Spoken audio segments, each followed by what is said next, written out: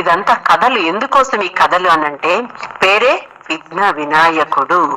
విఘ్నాలను జయించాలి. జీవితంలో చెప్పారు కదా అక్కయ్య, ప్రతి మానవుడి జీవితంలోనూ సమస్యలు ఉండనే ఉంటాయి. ఆ విఘ్నాలను జయించాలి అనంటే ఆ ఆకారంలోనే సమాధానం అంతా ఉంది.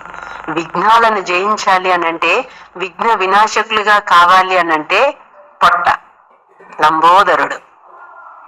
ఏమి విన్నా ఏమి చూసినా అన్ని పొట్టలో దాచుకోవాలి, బయటికి చెప్పకూడదు. అప్పుడే విఘ్నాలను జయించగలుగుతారు. ఏనుగు ముఖం మహారథి. ఏనుగు దగ్గర కుక్కలు ఎంత అరవనియండి, తిరిగి చూస్తుందా ఏనుగు? చూడదు. అంటే మనం కూడా ఎలా ఉండాలి? ఆ విధంగా ఎవరు ఏమైనా అనుకోండి, నేను మహారథి, అప్పుడు నేను నిర్విఘ్నంగా అవుతాను. ఏనుగుకు కళ్ళు చిన్నవి, చెవులు పెద్దవి. అంటే ఎక్కువ వినాలి, తక్కువ చూడాలి. అప్పుడు విఘ్న వినాశకులు. తింటదన్ని సాత్విక ఆహారం తీసుకుంటది, అలాగని ఏది తామసిక ఆహారం తీసుకోదు. అదే ఏనుగుకు బలం, శక్తి ఎక్కువ ఉంటది.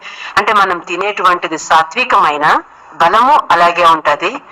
చూడడం తక్కువ చూడాలి, ఎక్కువ వినాలి, మహారథిగా ఉండాలి. ఏమి విన్నా అన్ని పొటలో దాచియాలి, కానీ నోటితో బయటికి చెప్పకూడదు. అలాగున్నప్పుడు నిజంగా విఘ్న వినాశకులుగా మనమే అవుతాం. అలాంటి వినాయకుడిని మనం పూజ చేస్తున్నాం, గుర్తు చేసుకుంటున్నామంటే అలాగున్నప్పుడే మీరు మీ విఘ్నాలను జయిస్తారు అని ఒక బోధన తన ఆకారంతోనే వినాయకుడు మనకు బోధిస్తున్నారు. ఆ బోధనను మనసులో పెట్టుకొని ప్రయోగి ఆత్మలుగా అయితే విఘ్నాలను జయించగలుగుతారు. ఇష్టం వచ్చినట్టు మాట్లాడామనుకోండి, ఇక్కడివి ఏది మైండ్ లో ఉంచుకోకుండా సమస్యలు ఎక్కడ పడతాయి? అక్కడే వచ్చేస్తాయి.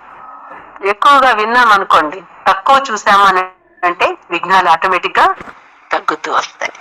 ఆ విధంగా ఎప్పుడు శక్తిశాలిగా ఉండాలి.